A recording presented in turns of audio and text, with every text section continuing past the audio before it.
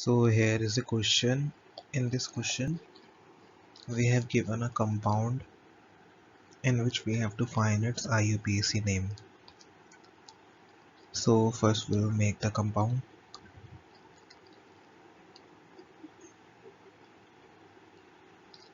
So here is CH3. So this compound can be written as CaOH,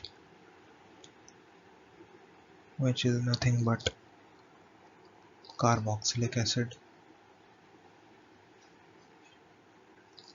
So here is bromine. So we will number these.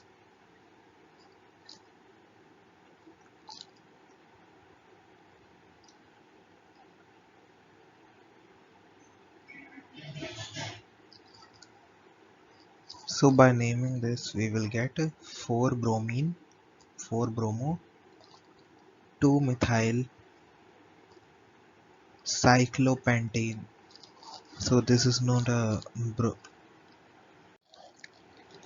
this is not a benzene ring, so it will be cyclopentane.